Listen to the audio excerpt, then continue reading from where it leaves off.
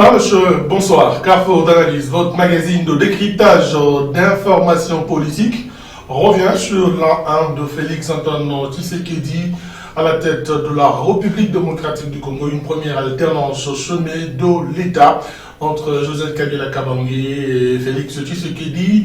Que devra-t-on retenir en termes de bilan de cette première année du président Tshisekedi à la tête de la RDC? On va également revenir sur sa sortie, mieux cette conférence qu'il a tenue, cette rencontre à Londres avec la diaspora congolaise, la réplique qui a suivi avec Janine Mabunda ainsi que d'autres acteurs politiques. On décrypte toutes ces questions avec deux invités qui sont avec nous sur ce plateau, constitués notamment de deux plateformes qui gouvernent le pays.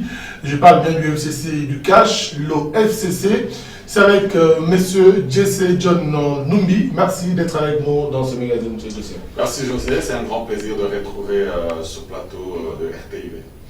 Bien, il y a également le CASH de cette plateforme politique qui a soutenu Félix Tshisekedi lors de la dernière élection présidentielle. C'est avec Maître Passi-Mayo. Il est président national de la COPOP, cette structure d'appui au sein de l'UDPS. Merci d'être avec nous, Maître Mayo. Bien, merci José. Je salue par la même occasion M. Jesse Numbi. On va tout de suite débuter ce magazine de décryptage d'informations politiques pour poser les jalons. Maître Passi-Mayo, que devra-t-on retenir d'une manière générale comme bilan de ces 12 premiers mois de Félix Tshisekedi à la tête du pays, en termes de bilan? Oui, en termes de bilan, nous avons beaucoup d'éléments à présenter à ceux qui nous suivent en ce moment relativement à cette question. Vous êtes sans savoir que le président de la République est entré en fonction avec un gouvernement qui assumait les affaires courantes, pour ne pas citer Renaud Tchibala. Nous avons annoncé le démarrage avec les 100 jours du président de la République, appelés 100 jours d'urgence, où certains jalons ont été posés, certains ouvrages ont été réalisés en termes de routes, en termes de ponts, en termes de barrages, en termes des ouvrages de génie civil, pour ne pas parler des sauts de moutons et autres. Mais il est à préciser que dans le programme de 100 jours, il y a des choses qui ne devraient pas, qui n'étaient pas à court terme. Il y avait des projets à moyen terme, il y avait même des projets à long terme. Puisque le tout dernier projet, ou les deux derniers grands projets de 100 jours, vous avez là-dedans des choses qui vous prennent comme 3 ans et 3 ans et demi. Il est aussi vrai que dans le programme de 100 jours du président de la République, nous avons aussi constaté certains projets qui n'ont pas été livrés à temps. Et évidemment, vous êtes sans savoir qu'il y a des problèmes de décaissement qui ont provoqué une espèce d'élongation, une espèce de jugule par rapport à la mise en exécution de certains projets. Je voudrais ici pointer du doigt le ministre des Finances, Cyril Alagouli, il y a des choses qui lui sont reprochées. De cette manière-là, c'est dommage qu'il se comporte comme la Banque mondiale et le FMI, alors qu'il n'est qu'un simple chancelier de l'échiquier. Le président de la République, tout au long de son mandat, nous avons constaté la déexpression du climat politique, le respect des droits de l'homme, le respect de la liberté des manifestations. Nous avons vu un président de la République pendant les 1 an, même ceux qui sont ses détracteurs, qu'ils soient de la Mouka, Fayoulou Mouzito, ou qu'ils soient du FCC, se permettre de dire des choses contre le président de la République. Voilà un peu une démocratie retrouvée, dire des choses contre le président de la République sans être assassiné, sans faire la prison. Moi, je pense que ce sont des choses qui nous ont manqué. Je voudrais conclure la question du bilan en disant que sur le plan diplomatique, le cliché du président de la République est tout à fait positif. Il faut dire que le président Félix a hérité d'un pays pourri et que la diplomatie... Vous parlez d'un pays pourri? Tout à fait, je mâche bien mes mots. Il faut dire que la diplomatie, sous le règne de notre partenaire Joseph Kabila, été placé sous étau pour raisons que vous connaissez tous, des questions de droits de l'homme, des questions de conflits d'intérêts, des conventions sinon congolaises qui ont tourné le monde en dérision. Il y a la question de contrebande uranifère et bien d'histoire là-dedans. D'accord. On revient à vous tout à l'heure, M. Passy. On revient à vous tout à l'heure, le temps pour nous dépendre, messieurs. Jesse John Numbi, nous parlons justement dans ce magazine, dans la première partie de l'an 1 de Félix Antoine Tshisekedi au sommet de l'État. Vous avez non seulement suivi votre co-débatteur, vous avez également eu une argumentation avancée à propos. Merci beaucoup José, merci, je salue M. Passy qui est en face de moi encore une fois. Je suis très content de retrouver un frère sur ce plateau. Lorsque l'on parle du bilan du chef de l'État, je voudrais ici préciser qu'il est très difficile que nous puissions rentrer dans un bilan de manière vague, mais lorsque l'on parle de bilan, il faut y aller avec beaucoup de précision parce que sinon nous risquerions de donner une cote forfaitaire. Voyez-vous. Alors, le chef, premièrement, il faut noter que nous sommes dans un régime de coalition. Donc, le chef de l'État qui est en train de gouverner, comme l'a dit M. Passy, il travaille avec un gouvernement majoritairement FCC. Donc, un gouvernement qui est composé des deux. C'est le peuple qui nous a imposé cette logique. Et aujourd'hui, nous devons l'assumer. Nous saluons d'ailleurs cette alternance, une première alternance qui nous a été... que nous avons vécu aujourd'hui et que nous pourrons léguer à nos générations futures. C'est donc quelque chose de positif à saluer. Nous saluons également jusque-là cette cohésion qui existe entre la coalition au pouvoir, malgré quelques soubresauts selon les propres mots du chef de l'État. Et nous saluons que jusqu'aujourd'hui, le travail est en train de se faire et de se mener, nonobstant quelques incompréhensions. Moi, je considère d'ailleurs un problème d'ego au niveau de certaines personnalités dans le FCC comme au cash. Alors, lorsque vous parlez bilan, moi, je voudrais rentrer un tout petit peu que nous parlions comme le peuple. Je sais que monsieur qui est en face de moi, il est de l'UDPS, certes, mais il n'est pas il s'est présenté comme de la COPOP, donc c'est l'élite de l'UDPS. Donc moi je voudrais me mettre à la place du Parlement debout de l'UDPS, de ceux qui sont dans la rue, de ce peuple-là dont Étienne Tshisekedi a parlé dans son slogan « Le peuple d'abord ». D'ailleurs, permettez-moi de saluer la mémoire de Étienne Tshisekedi, qui très bientôt nous allons célébrer sa mort. Alors, lorsque l'on parle du bilan, il faudrait que le peuple se retrouve. Moi, je voudrais que l'on rentre dans les faits réels. Alors, l'an 1, il ne faudrait pas que l'on puisse nous condamner ou nous juger, nous, le gouvernement. Pourquoi? Parce que le gouvernement n'a commencé qu'en septembre. Donc, le gros travail a été fait avec les 100 jours du chef de l'État. Tout à fait. Et dans les 100 jours, il ne faut pas que l'on cite de manière hypocrite Tchibala, parce que déjà, le DIRCAB s'était accaparé de tous les pouvoirs. Rappelez-vous, on a suspendu pratiquement toutes les décisions des ministres. Le ministre ne pouvait plus rien. C'était un gouvernement démissionnaire, c'était un gouvernement qui assurait les affaires courantes. C'est tout à fait normal. Il n'avait pas de grandes décisions à prendre. Et toutes les décisions se prenaient avec le contre-saint. Il y a eu même une décision très grave qui a été prise avec le contre-saint du DIRCAB, et quelques instants après, il a retiré ce document. Tout à fait. Et tout à fait. Après, il a retiré celui-là pour sortir un autre où on a, je ne sais même pas par quelle magie, on est allé demander à Tchibala de signer alors qu'il était déjà démissionnaire. Je ne comprends même pas dans ce pays comment les gens se comportent. Pendant que tu es Premier ministre, on ne te fait rien signer. On te fait partir. On a déjà nommé un autre Premier ministre et tu te permets de venir signer. Je ne comprends pas comment se comportent les Congolais. Alors, il y a ces éléments-là, c'est... Puisque c'est le décor, des éléments qui ne sont pas bons. Le bilan positif ou négatif? Le bilan n'est pas...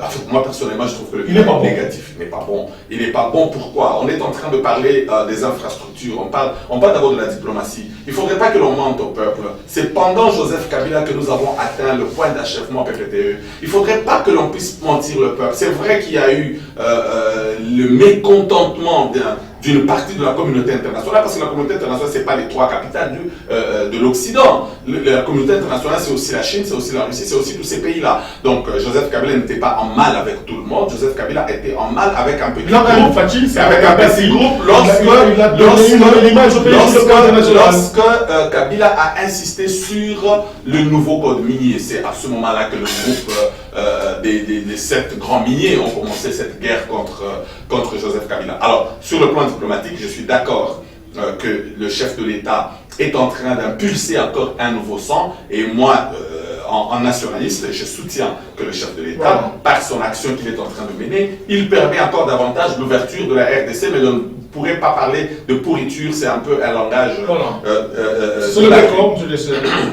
Alors, lorsqu'on parle des infrastructures, on vient de me dire qu'il y avait des sortes de moutons. Bon, écoutez, d'abord, il y a un grand problème avec les 100 jours. Les 100 jours sont mal présentés. Rentrez un tout petit peu dans ce texte. Vous verrez que les prévisions et les décaissements ou les réalisations ou le début des décaissements, il y a déjà un dysfonctionnement. Regardez, on nous présente 4 sites pour les sauts de mouton dans les prévisions, pour 2 500 000 par saut de mouton. Mais lorsque l'on parle de décaissement, on nous parle de 9 sites. Et aujourd'hui, dans la réalisation, on est en train de réaliser 7 sites. Il y a déjà un problème à ce niveau. Pourquoi ce flou? Est-ce n'est pas une façon de vouloir subtiliser l'argent de l'État? C'est ça, nous nous posons des questions. Lorsqu'on parle de 119 écoles, j'ai suivi le DIRCA parler de 119 écoles. C'est pratiquement... Je n'ai pas dit ça. Je ne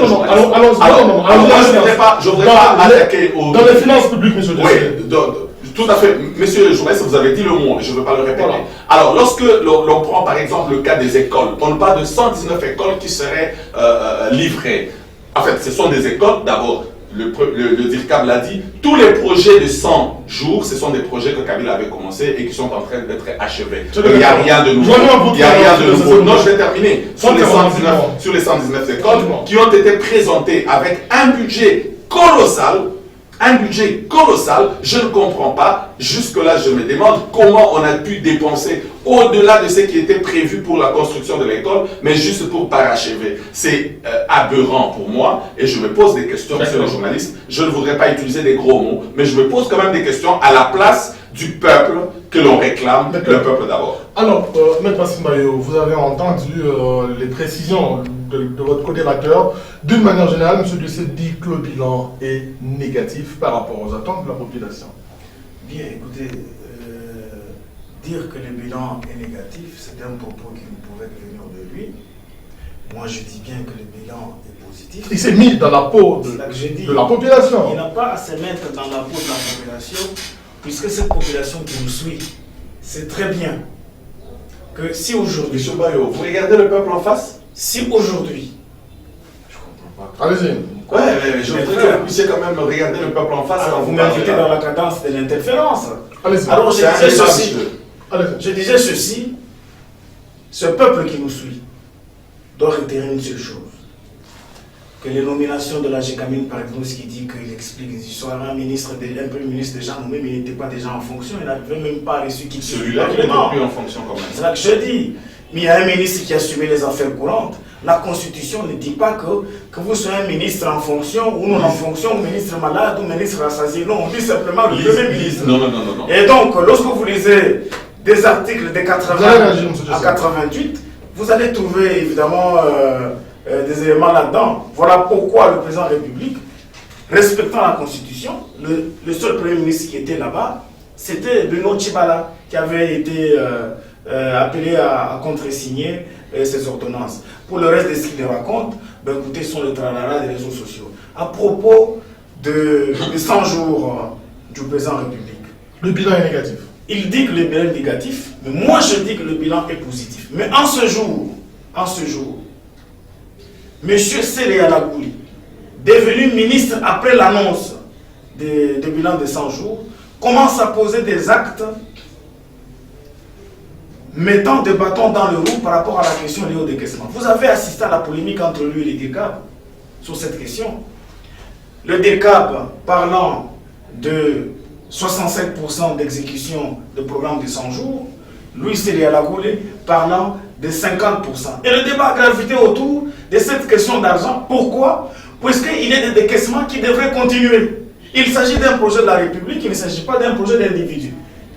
Les 100 jours du président, quand il dit qu'il y a des choses qui avaient déjà été annoncées par Kabila, mais écoutez, mais c'est dommage. C'est Matata Pogno ici qui nous a dit que l'on construirait 1000 écoles. Mais où est-ce que vous avez vu ces 1000 écoles?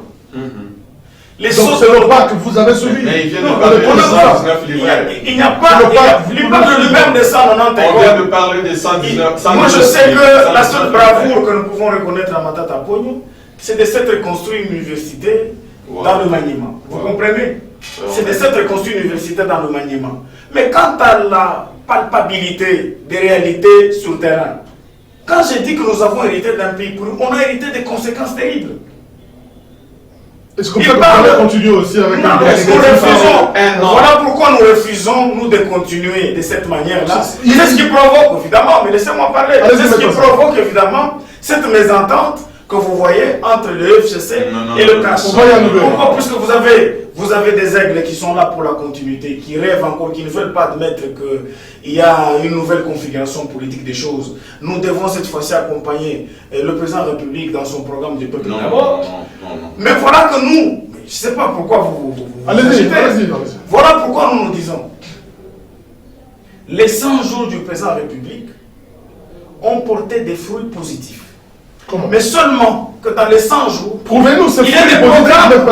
Je dis, je voudrais vous parler des routes, je voudrais vous parler des ponts, je voudrais vous parler des pseudo-moutons. Et puis, l'on s'acharne sur les 100 jours. Mais après les 100 jours, le président de la République avait annoncé cette question liée à la qualité de l'enseignement. Lui, il parle de la diplomatie. Là, j'ai dit, la qualité de l'enseignement. Le ministre lui-même du FCC a dit que cette question d'ajout d'argent additivement devrait être réglée. Je pense que je ne vais pas revenir sur ces débats-là. Mais au moins, lui, le ministre de l'enseignement primaire et secondaire professionnel, a été sincère. Puisque l'argent pour cette histoire de gratuité de l'enseignement est là, dans un compte à part. Et le président de la République, puisque je parle de la diplomatie, lui, il parle de diplomatie. Il dit que, ben écoutez, sous Kabila, la seule question qui a provoqué des situations, c'est la question du code minier. Mais je voudrais vous dire que le code minier était punitif. C'est un autre problème que nous avons hérité. Quand bien même le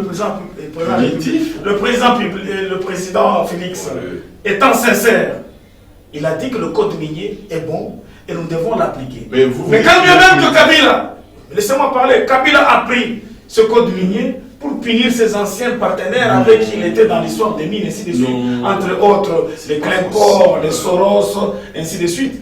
C'est un acte punitif qu'il a puni, mais nous récupérons la chose aujourd'hui comme étant un fait positif, dès lors qu'on est remonté.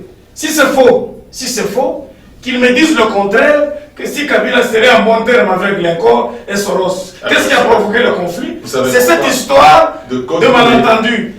Le malentendu a provoqué une chaîne financière des problèmes aujourd'hui. On parle de la M. Sassimayon, chuté par rapport au bilan négatif qu'il a évoqué. Mais il a parlé de manière parcellée, je dois ramasser tous les éléments. Allez-y. Alors je dis ceci. Pour conclure, je dis que le bilan de l'an 1 du président de la République est positif, mais pour être sincère devant le peuple, il y a des choses que nous ne pouvons pas oublier à stigmatiser comme étant des ça ne va pas ou des non-faits. Mais quand on vous dit que telle histoire est à livrer à telle époque, à tel moment, il ne revient pas à moi d'être sur ce plateau de télévision chercher à mentir. Mais seulement que je dis que le peuple est témoin de voir comment le FCC est en train de travailler tous les jours de la vie pour barrer la route à l'exécution du plan de développement de notre pays présenté par le président. C'est des secrets pour personne. Chatari, les Mabunda, ce sont des gens qui déclarent tout haut pour raison de 200 millions. Voilà, ça fait aujourd'hui 500 millions, puisque les 200 millions c'était la chose stigmatisée, mais les rapports des droits de l'homme se sont ajoutés dans la chose. Nous sommes arrivés à 500 millions. D'accord, mais parce que donc vos 500 millions qui pouvaient aussi résoudre le problème sont là en train d'agresser ceux qui ont paupérisé la population. Monsieur Kessler, vous allez parler.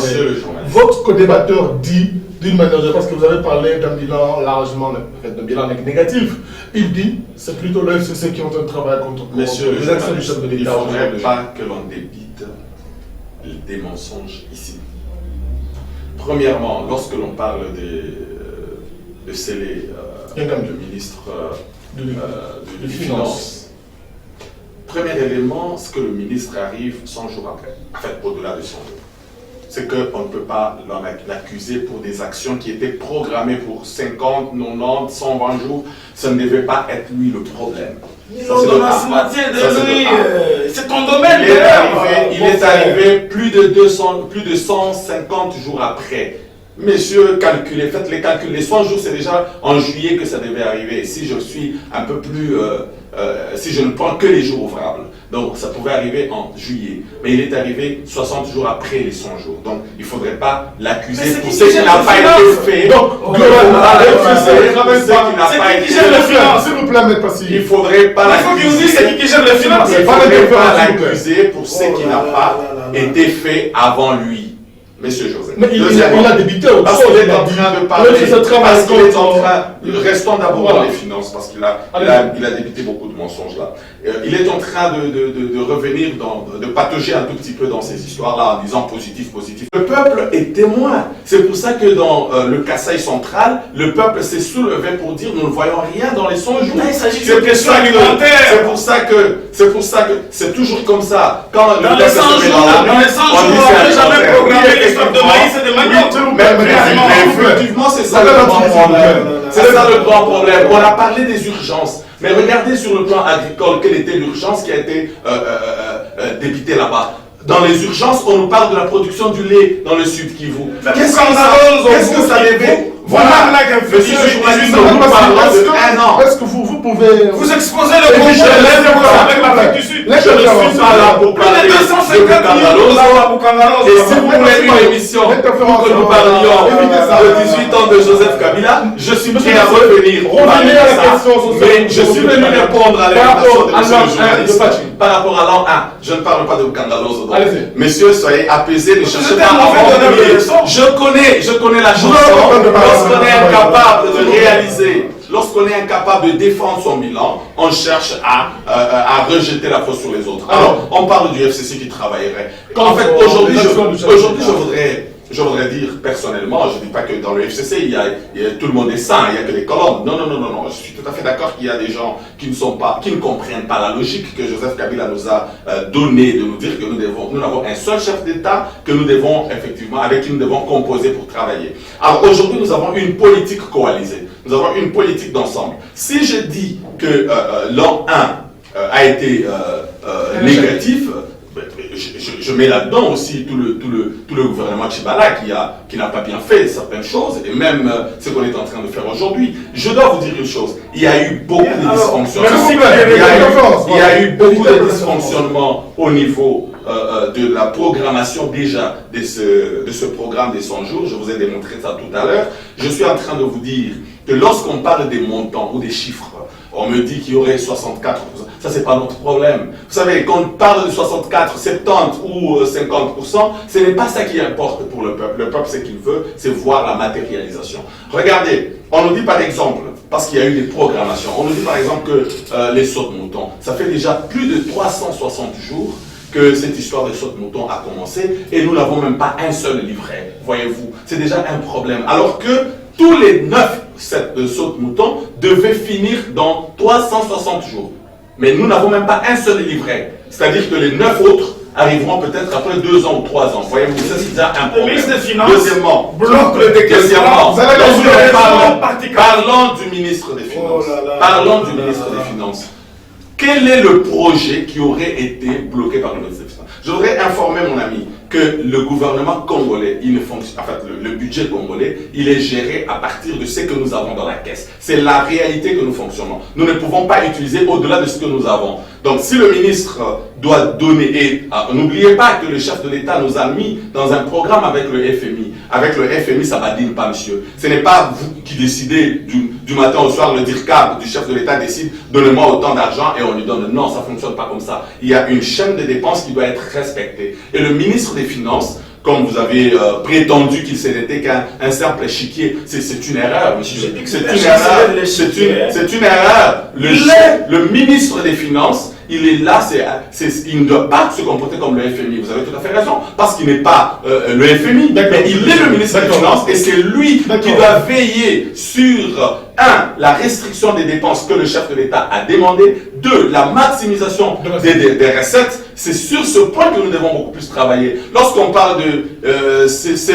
qui aurait bloqué les finances, mais le grand problème, c'est que nous puissions d'abord mobiliser ces recettes. Est-ce qu'il y en a c'est l'argent à dépenser. Donc le vrai problème, il ne faudrait pas que l'on puisse chercher. Le problème, c'est au niveau de la maximisation des recettes. Tout à fait. Premièrement, c'est la maximisation des recettes. Deuxièmement, c'est la gestion qui soit orthodoxe au niveau de ceux qui ont pris des marchés, parce que n'oubliez pas que les marchés ont été donnés d'abord de gré à gré. Ça, c'est une première entorse que nous reprochons à l'administration qui a été faite pendant les 100 jours. Deuxièmement, c'est que ces gens-là, ils gèrent et ils veulent faire rapport à un DIRCAP. Je ne comprends même pas comment ils vont faire un rapport au DIRCAP alors qu'il y a tout un gouvernement qui est établi. C'est une erreur. Voilà. Et troisièmement, c'est que... Je cours le risque de ne pas parler dans cette Troisièmement, c'est que...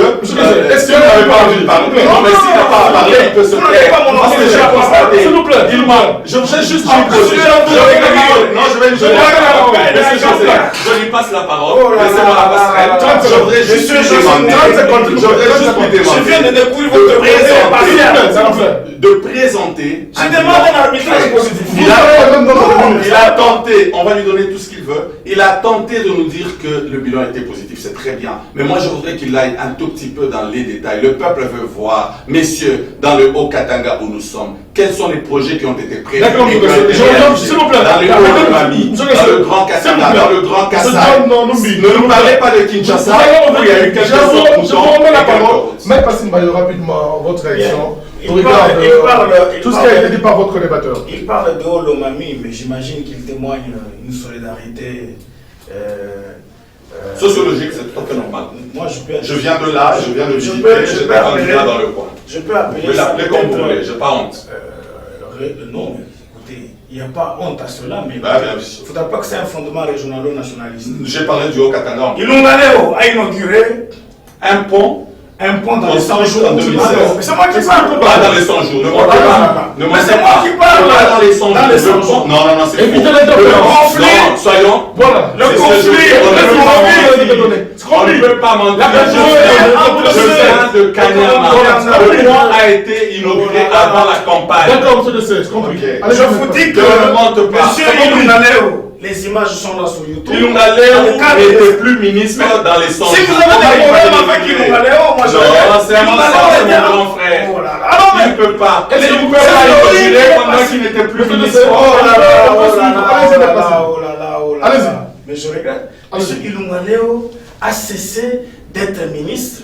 C'est lorsque il a inauguré à quelle date? La chaleur du nouveau gouvernement a démarré. La validation de mandat au Parlement a fait en sorte que ceux qui étaient d'abord ministres soient là. Lorsque le besoin de la validation arrive. S'il vous plaît. Voilà, monsieur. Allez-y, maintenant. Le pont qui est tombé à Boukama. Donnons le temps de vous suivre. Le pont qui est tombé à Boukama, par exemple, il est tombé après les 100 jours. Tout à fait. Et il vient d'être programmé. Et je vous informe que ce pont-là n'est pas tombé de lui-même. C'est un conflit entre partisans, ceux pour le gouverneur, ceux-là pour le gouverneur Lengue, et ceux-là contre le gouverneur Lengue. Les gens se sont précipités pour aller déboulonner certaines histoires. C'est pas ça le débat. Le président de la République a admis cela au programme. On doit réhabiliter puisque le pont, le pont de Boukama n'a pas son importance simplement pour la province de Lomami, a son importance pour toutes les autres provinces qui viennent par la suite. Notamment là-bas, la province de Lomami. Mais il vient de se contredire tout à l'heure. Lui qui dit, qui se rabat sur le parlementaire debout aujourd'hui, c'est un plaisir. Non, mais il parle de laissez-moi parler, s'il vous plaît. Je l'ai compris. Allez-y. Aujourd'hui, M. Djessenoum, qui veut rejoindre le Parlement debout, vient de parler en votre faveur, en disant que la seule chose que nous voulons voir, il y a quelque chose que nous ne pouvons pas nier. Nous savons que le coût de vie et l'histoire du panier de la ménagère dans notre pays pendant nous est devenu une question nécessiteuse. Et c'est ça, ce que je dis. Devenu. Il faut la régler au plus vite possible. Pourquoi? Puisque cette population qui nous suit n'a pas souffert avec Fachi. Je vous ai dit que nous avons hérité d'un pays pourri. Pour régler certaines histoires, il fallait qu'il y ait un moment de disette comme celui-ci pour nous permettre de bien sauter. Nous reviendrons avec lui sur ce plateau de télévision pour lui dire, voici la fin du moment de disette, pour asseoir cette question du panier de la ménagère et de la situation de vie sociale qui est tout à fait compliquée pour tout le monde. Et pour moi, et pour vous qui êtes journaliste, et pour lui mon contradicteur. Voici ce qui se passe. Quant à dire que le DIRCAB a signé des contrats de gré à gré, c'est une évidence. De gré à gré. Je ne peux pas le contredire. Qui n'ont pas d'adresse. Même sur le journaliste, j'ai l'impression que j'ai affaire à deux contrats. Allez-y, M. Passy. Alors je dis, par rapport à la question, pas tous les contrats, il y a eu quelques contrats qui avaient été signés de gré à gré. Évidemment, quand il y a entorse par rapport à la valeur d'argent, au nom de la franchise du président de la République, je ne peux pas me permettre ici de pouvoir contredire M. Jesse Numbi. Il est tout à fait évident qu'il y a des contrats qui avaient été pris de manière pas propre et que ça ne pourra plus revenir. C'est ainsi que désormais, depuis que nous avons un gouvernement, le président de la République a mis fin à toute cette histoire de gré à gré par rapport à la valeur de montant. Mais quand je cite Céréala Gouli, c'est qu'il y a aussi des contrats qui n'ont pas appelé à gré. C'était des projets présentés. Aussitôt que le gouvernement était entré en cadence, il est revenu au ministre de Finances de libérer l'argent. De pouvoir gérer la chose comme telle. Mais le ministre de Finances reçoit des injonctions chez les faucons du FCC pour essayer de barrer la route à l'exécution de certains projets. Mais ça ne va pas. Ça ne va pas. Il parle de projets du Haut-Katanga. Qu'ils me disent la route Kasumbalé, ça là-bas. Elle relève de la compétence de qui? C'est une route nationale. Ouais. Vous comprenez? On l'a réparé. C'est ça que je dis. Vous qui êtes au Haut-Katanga, vous voyez les Chinois en train de faire des bêtises, puisqu'il faut attendre l'équipe de suivi. Vous comprenez?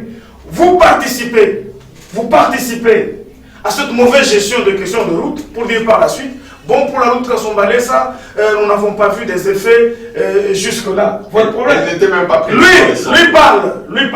Elle n'était pas prise. Il parle du Haut-Katanga. Mais le Haut-Katanga est une entité décentralisée, n'est-ce pas? En dehors du fait qu'il y a des choses là-dedans qui vont relever du pouvoir central. Qu'est-ce qui a été pris? Mais il y a des choses ici. Écoute, lorsque vous voyez la voirie urbaine, ici chez nous, qui ne dépend pas du national. c'est là que j'ai dit. La gangrène que l'on constate. Il ne faut pas que vous puissiez jouer à la théorie selon laquelle on enlève la paille dans l'œil du prochain, ou bien la poudre. Non, mais attendez, M. José. Donc finalement, je dis, oh là là, c'est une mise à point. c'est moi qui parle. Par rapport à vos propos, s'il vous plaît. Allez-y. Mais pourquoi vous interférez? Parce que je ne comprends plus. Et le non, laissez-moi finir. Je voudrais vous n'avez pas besoin de timing, s'il vous plaît. Vous n'avez pas besoin que le peuple comprenne. Vous avez à recevoir les réponses que moi je donne. Et donc, puisqu'il dit qu'il faudra que le peuple comprenne, le peuple a compris que nous avons affaire à un président de la République en ce jour sincère. C'est pour une fois dans l'histoire de notre pays où nous avons un président de la République qui publie même son salaire à lui. Vous comprenez? Combien ce salaire? 19 000 $. La première fois dans l'histoire que nous avons un président de la République qui n'a pas pris un seul euro dans la GECAMI. Vous comprenez? Or, eux, ils savent très bien. Je lui ai dit hier que les ministres du FCC et ceux de Cash accompagnaient les chefs de l'État aux États-Unis, arrivés aux sessions de Bretton Woods, sur la question de relèvement économique et des investissements directs étrangers. On présente 18 milliards de dollars malversés à propos de la GECAMI. Vous comprenez? Or, Kabila fait 18 ans de pouvoir. C'est-à-dire 1 milliard par an. 1 milliard, on dirait 1 milliard par an. Dans la minute qui reste même pas si. Quel est l'impact social de ces 12 mois? L'impact du social, c'est que. Je remets la parole à M. Dessert. Un social qui appelle à une résolution urgente simplement, c'est un social qui souffrira jour après jour. Voilà pourquoi le président de la République a commencé d'abord par remettre les choses sur le rail. Vous avez vu, nous avons à peu près 200 sociétés qui ont fait le coulage des recettes en matière financière qui doivent être auditées. Tout ça pourquoi? C'est l'argent de vous, peuple, que nous voulons récupérer et remettre les choses en état. Je ne voudrais pas parler de la mafia qui se passe ici localement dans cette histoire de farine par rapport à ce qui arrive de l'Afrique australe. Puisque j'ai l'impression que quand il manque, je prends pour exemple des caniveaux dans la commune de Kampemba, on veut que le président de la République descende résoudre la question de caniveaux. Mais ça va Donc, pas. dans certaines communes, on a des redevances minières. C'est une fraude d'abord de tous les jours. D'accord. De tous les temps. Je voudrais conclure, en disant, c'est une fraude de tous les jours que nous avons ici. Il y a des communes comme la Roachi, il y a des communes comme la commune de Kampemba, comme la commune annexe. Ce sont des communes qui possèdent dans leur sein certaines sociétés minières. Et donc les redevances que prévoit le code minier devraient leur bénéficier. Puisque de toute façon, dans toutes les communes ici, habitent les gens du FCC, les gens des Caches et les gens de Namouka. On ne peut pas leur priver une bonne vie dans des communes.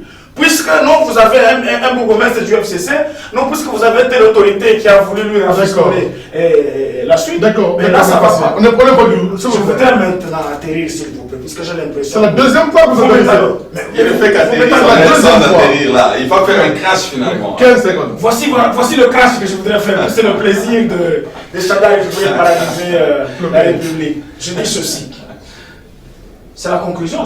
Non, le débat évolue sur la question. Vas-y. Alors je dis ceci, parce qu'il m'a tellement embrouillé pensant que c'était la conclusion. Comme ce n'est pas la conclusion, Vous vous embrouillez. j'ai dit tout de suite, le mensonge du FCC, qui prétend être expérimenté, tel que vous l'entendez de l'autre côté, peuple congolais n'apportera rien puisque ces gens ont eu... S'il vous plaît, vous allez réagir dans Je votre ne vais pas réagir parce que... il a eu justement le temps de parler d'une possibilité de dissoudre l'Assemblée nationale. La question fait débat. Quelle est votre lecture à propos? D'éviter, lorsqu'on est sur un plateau, soyons un peu très sérieux parce que ceux qui nous suivent ne sont pas... Je ne suis pas sérieux. Petits enfants, Alors c'est des responsables. Non, je considère ça comme une provocation.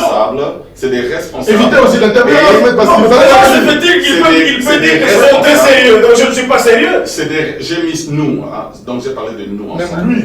Donc soyons Alors c'est sérieux. lui qui n'est pas sérieux, mais moi je suis sérieux dans le Soyons débat. sérieux. Lorsque vous vous adressez à ce peuple, au moins respectez. Il connaît et il voit ce que vous faites. Donc il ne faut pas éviter de mensonges. Le pont de Bukama est tombé par un accident. Il y a eu un accident sur ce pont et nous connaissons tous la vétusté de ce pont et le problème qu'il y a dans l'Omami. Le pont Bukama n'est pas le seul pont dans l'eau. Il y a le pont sur l'Omami qui est dans l'eau depuis beaucoup de mois, depuis plus d'une année. Il y a le pont sur la Luembe qui a été prévu dans les 100 jours, donc pour à peu près 500 000 $.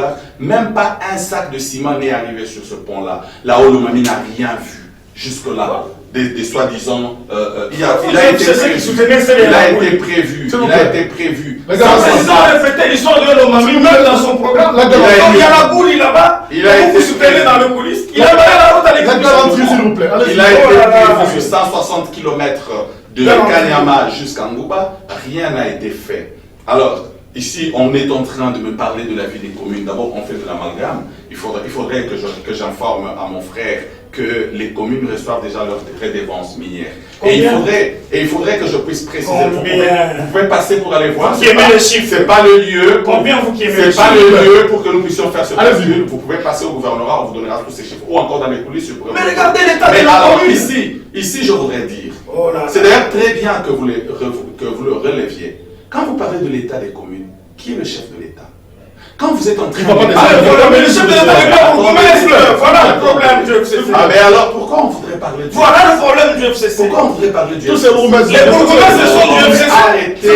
Arrêtez avec ce comportement que le chef de l'État a déjà demandé d'élaguer. Il a dit ceci à tous les ministres. Je ne suis pas du cash. Et les ministres ne sont ni du FCC, ni du ministre de la République. Lorsque on devient un homme d'État, on ne prend pas sa couleur. Mais vous défendez à la Ce n'est pas boule de cette manière. qui ont fait l'argent pour le pont. S'il vous plaît. Je ne suis pas venu sur ce plateau pour défendre Yagoui. Vous avez envie de répondre à ma question. Je vais y arriver, monsieur, parce qu'il y a eu beaucoup de mensonges. Je vais y arriver, monsieur José. Il y a des mensonges que nous ne devons pas laisser que le peuple se passer. Alors, on est en train de prêter l'intention à ma pauvre personne de venir défendre le ministre des Finances. Je ne suis pas là pour le défendre, je ne suis pas son porte-parole et je ne le défendrai pas. Je suis tout simplement en train de dire que l'on doit arrêter cette politique de victimisation pour que quand ça marche, c'est moi et quand ça ne marche pas, c'est l'autre. C'est une mauvaise politique. Le chef de l'État doit être soutenu et je pense que l'entourage du chef de l'État est en train de lui rendre un très mauvais service.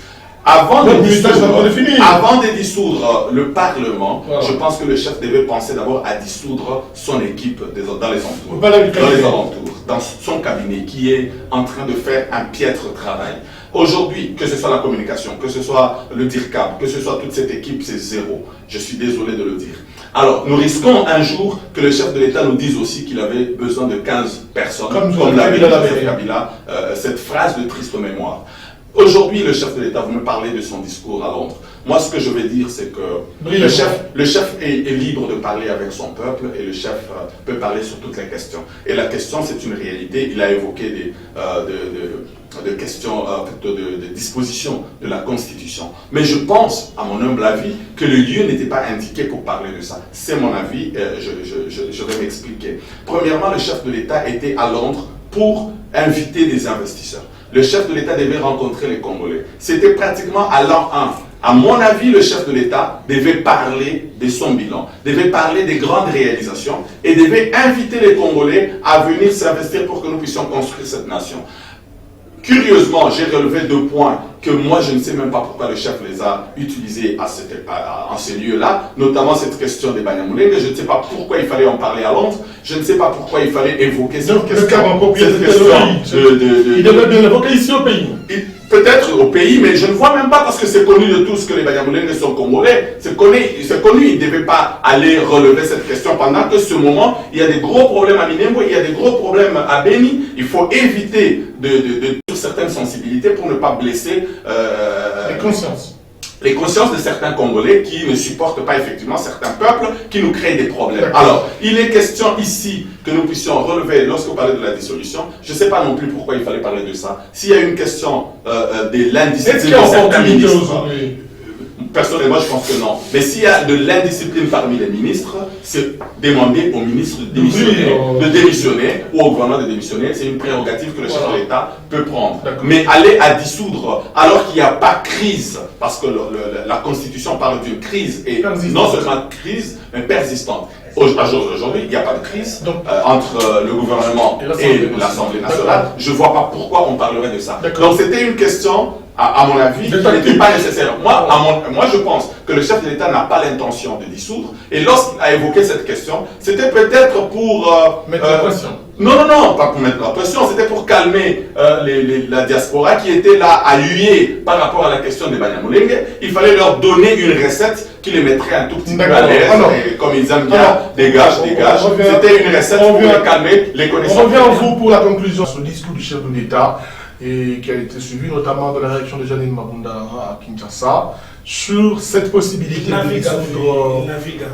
Où est-ce qu'il est écrit dans la Constitution que pour qu'un président de la République s'exprime, il doit simplement s'exprimer, soit dans les... Non mais il a dit que le c'est dans mon domaine. Moi, je n'ai pas parlé de Constitution. C'est compris. C'est la Constitution qui nous sommes des avis ici. Nous donnons des avis. C'est pour ça que nous sommes là. Ce sont des analyses. Vous donnez des avis, mais moi je vous apporte maintenant la lumière, puisque vous êtes loin de la lumière. Non. Je dis ceci. Monsieur Jesse Numbi. On apporte la lumière. Retenez que nulle part dans la Constitution, il est écrit que le président de la République, pour s'exprimer, il doit forcément parler en Conseil des ministres, ne constitue pas une institution. Mabunda est une simple animatrice d'une chambre basse. C'est le Parlement, chambre haute et chambre basse, qui constitue ce qu'on appelle... Ce qu'on appelle... un peu de garantie. Vous êtes un peu de garantie. Pour dire que Madame Mabunda n'est qu'une simple animatrice de la chambre basse du Parlement, autant qu'il y a un autre animateur de la chambre haute. C'est cet ensemble qui font ce qu'on appelle deuxième institution. L'opportunité de dissolution de l'Assemblée. L'opportunité de la dissolution de l'Assemblée nationale, lui et moi ne peut pas se contredire. Le président de la République, devant la diaspora congolaise de la Grande-Bretagne, a dit que je n'ai pas l'intention de dissoudre l'Assemblée nationale.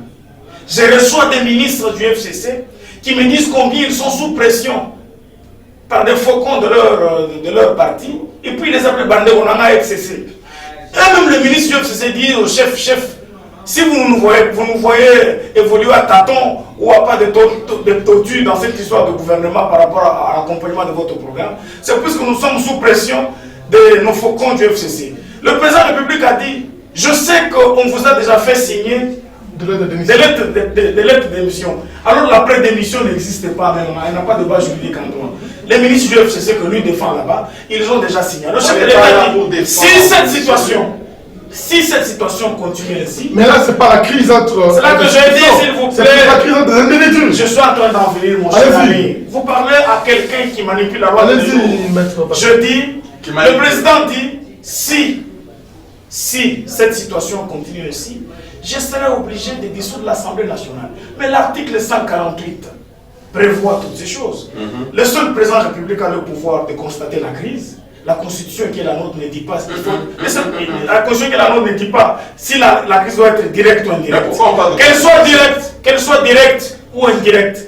La seule personne qui l'apprécie, c'est le chef de l'État lorsqu'il constate un conflit entre le gouvernement et l'Assemblée nationale. La crise persistance, le degré de la persistance. Encore une fois, seul le chef de l'État constate le degré de la persistance. Si c'est 2 jours pour lui suffit pour constater la persistance de la crise, eh bien, il convoque le Premier ministre, puisqu'il est dit après consultation. Or, la consultation en droit constitutionnel n'est pas synonyme de la concertation. C'est seul le président de la République pose le diagnostic. Il peut inviter le Premier ministre le lundi, celui du Sénat, le président du Sénat le mardi, le mercredi, il invite Madame Abonda de l'Assemblée nationale. Et puis, la fin de cette disposition dit, le président de la République prononce la dissolution. Pourquoi quand il s'agit de la RDC, on veut monter au créneau? Mais Chirac, qui avait d'ailleurs une portion importante au Parlement français à l'époque, il a prononcé par la même histoire. Lui qui veut remettre en cause, je lui demande d'aller faire la comparaison des dispositions. Oui, qu'il vienne dans mon cabinet, je lui remets un bouquin sur Chirac, chaque pas voit un but en politique, il va s'en imprégner. Donc c'est pour dire, à propos de la question de Banyamulenge, mais écoutez mon frère, vous avez une minute. Il est vrai que lui et moi, nous avons des sentiments de frustration à l'égard de Banyamulenge. Mais ce sont des choses qui ont commencé avant que lui ne naisse, avant que moi je ne naisse. C'est Banyamulenge là, dès 59, jusqu'en 71, 12 ans après. Le maréchal leur accorde. En plus, le maréchal, qu'est-ce qu'il a fait? Il sort une ordonnance de loi. Puisqu'il n'y avait pas de parlement. Une ordonnance de loi avec une seule disposition. Il précise là-bas, les populations d'origine étrangère de Rwanda ou Burundi sont désormais congolaises par acquisition. Il a bien dit population étrangère, c'est-à-dire que lui, mon frère de Jacques Bango là-bas, il n'y a pas Banyamulenge, que ce soit chez les Bachi, chez les Bafouléo, chez les Babembe, tout ce qu'on raconte, il n'y a pas de Banyamulenge. Alors, le président Félix, quand vous prenez cette décision, Félix avait 7 ans, 8 ans, il était à l'école primaire.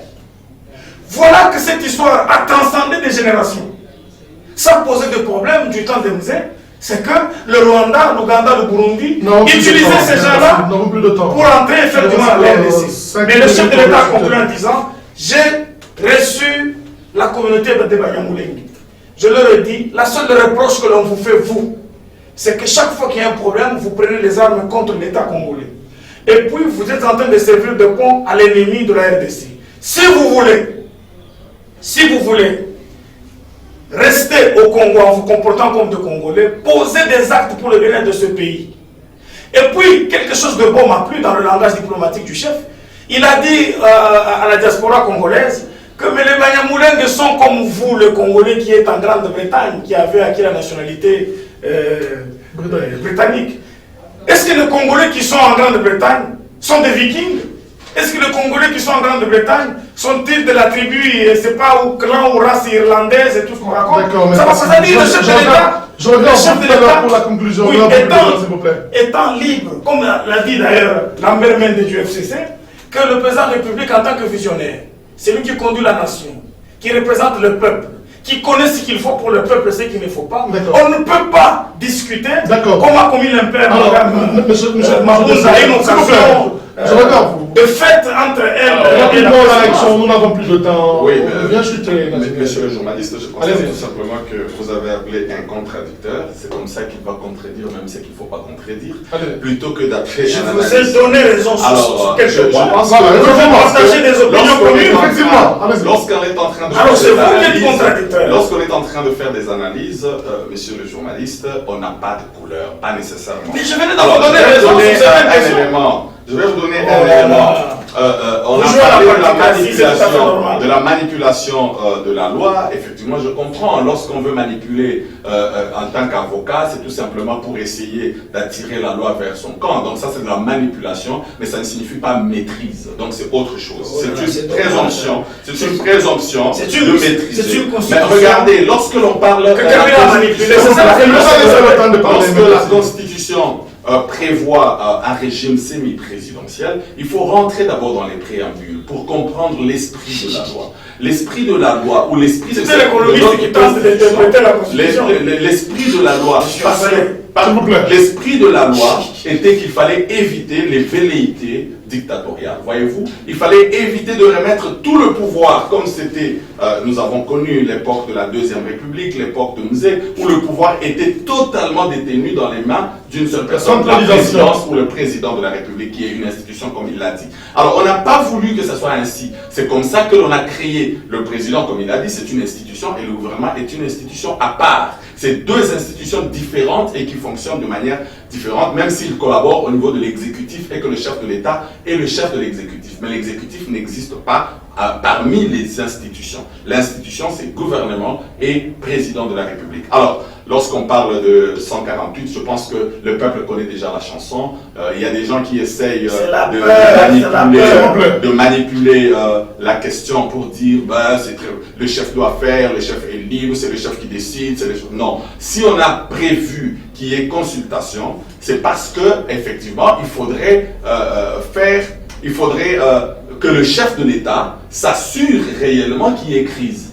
Parce qu'en recevant le Premier ministre... La crise entre les institutions et non entre les institutions. Entre les institutions, bien sûr. C'est pour ça que le chef de l'État doit constater entre l'Assemblée nationale et le gouvernement qu'il y a crise. C'est alors qu'il va inviter les deux pour constater réellement cette crise et pouvoir s'imprégner et prendre une décision. Lorsque le chef de l'État reçoit les deux chambres qui lui disent « nous n'avons aucun problème avec le gouvernement », il reçoit le Premier ministre qui lui dit « tout va bien chez moi », je ne vois pas en quoi le chef de l'État irait sur cette voie. On veut le forcer à aller sur cette voie. Qui veut le forcer? Il y a des extrémistes comme mon ami Mayotte ici présent qui pensent que c'est de cette manière qu'on va faire partir le FCC. Écoutez, moi personnellement, je n'ai pas peur des élections. Je vais vous dire, M. José, vous savez très bien que je suis un candidat. Je suis un candidat, je suis prêt à rentrer aux élections et cette fois-ci, je vais gagner. Voilà. Donc pour moi, si on voudrait rentrer aux élections, ce n'est pas un problème, nous sommes prêts. Mais la question est, nous ne devons pas chercher à déstabiliser la République en ce moment. Nous connaissons l'histoire, nous connaissons ce qui s'est passé dans ce pays. Il y a peut-être, comme il l'a dit, il y a des extrémistes qui risqueraient de prendre cette situation pour l'agiter et créer une tension, une crise. Alors, on va faire la conclusion. Nous n'avons que 3 minutes. Je donne 1 minute à mettre passé pour la conclusion. Je suis content que mon contradicteur... Je ne suis pas contradicteur. Je suis venu en analyste et débatteur. Voilà. Le contradictoire est le ciment qui mène à la démocratie. Il est tout à fait normal que M. Djesselou m'exprime le désir de rentrer en campagne électorale afin cette fois-ci de gagner à Kanyama, puisque le seul candidat de cœur que j'avais à Kanyama, c'était lui.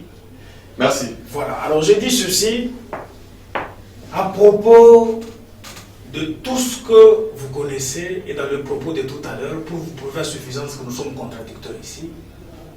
Ni le gouvernement, ni l'Assemblée nationale ne sont des institutions au même rang que l'institution président de la République et au même rang que l'Assemblée et au même rang que le Parlement. L'Assemblée nationale est une partie du Parlement et le gouvernement est une partie de l'exécutif. Et donc, ce n'est pas une institution. C'est là que je dis, c'est pour ça qu'on ne peut pas appeler le gouvernement et l'Assemblée nationale des institutions forcément. Ah bon? Puisque ce sont des institutions, des institutions qui sont dans les institutions organiques. C'est ma conclusion. C'est ma conclusion, s'il vous plaît. Je vous appose un peu. C'est un juriste qui dit ça. Bon, de toute façon, je vous dis ce qui doit être. Je vous épargne de la spéculation. Non, je retiens que c'est un Alors je dis ceci. En conclusion, population, le président de la République, un homme sincère, il est conscient de la situation du panier de la ménagère. Il est conscient même de la montée du dollar. Il est conscient de la situation difficile que nous traversons. Puisqu'il l'a dit, même hier, mais retenez une seule chose, que le président de la République, depuis qu'il est rentré de Londres, il est en train de rappeler à l'ordre nos partenaires du FCC. Puisque nos amis du FCC ont décidé de barrer la route au programme du président de la République en disant que s'il réussit, si vous et nous vivons bien, si vous et nous voyons des changements, la vedette leur sera volée en 2023. Et donc, l'ennemi numéro 1 de notre pays ici, ce sont tous les tireurs de ficelles et tous les faucons du FCC. Vous les avez entendus. Ils nous ont promis la paralysie. Vous avez entendu Mme Mabunda provoquer pratiquement le président de la République à une occasion de sortie, d'échange de vues avec la presse quinoise, au lieu que Bakouli Mankalanga, normalement. Mais il s'est permis, et vous vous êtes rendu compte que le discours de Mabunda était un discours instigé et par procuration. Voici la situation dans laquelle nous sommes. Que personne ne tombe. Le président de la République, lorsqu'il considérera la crise de manière discrétionnaire ou dans toute la persistance, la Constitution lui donne le pouvoir, processuellement parlant, de pouvoir entrevoir la dissolution de l'Assemblée nationale s'il échec. Pour le reste, le meilleur est à venir. Vous voyez ce que nous sommes en train déjà de faire. Là où vous avez vu de petits pépins, les choses vont se régler puisque les audits vont commencer. S'il faut fouiner pour que vous soyez dans la paix, vous allez le faire. Alors, monsieur, c'est votre conclusion rapidement. Merci beaucoup. Je pense qu'on a parlé de l'an 1. Je voudrais dire que personnellement, j'ai fait une analyse et je salue le partenariat ou la coalition entre le FCC et le CACH. Je salue le travail qui est en train d'être fait par le chef de l'État et son prédécesseur, et je pense qu'ils le font pour le bien de la République. Moi, personnellement, je soutiens cette coalition et je pense qu'il est de bonne loi que nous puissions continuer dans cet esprit pour éviter des crises inutiles. Parce qu'en fait, ce que le peuple veut, ce ne sont pas des discussions. Je ne voudrais pas rester dans cette escalade. Personnellement, je n'ai pas soutenu ce débat. Comme autant je n'avais pas eu la question, autant le chef de l'État, je ne pense pas qu'il devait évoquer cette question, autant Mme Mabunda ne devait pas revenir sur cette question. C'est ça le problème avec vous. Ça, c'est mon avis. Ça, c'est mon avis et je suis libre de le dire.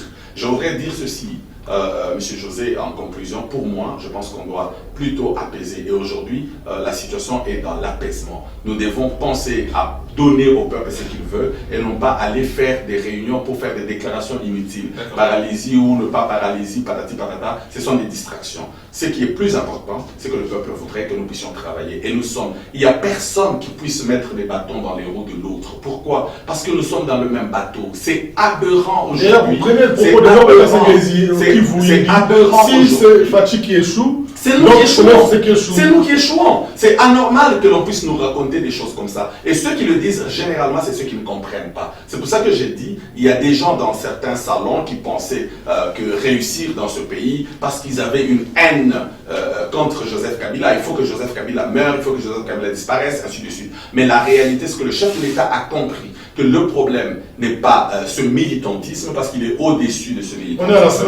Tout à fait, c'est pourquoi je descends, je suis en train d'atterrir, moi je ne veux pas faire un crash. Alors, lorsque le chef de l'État, le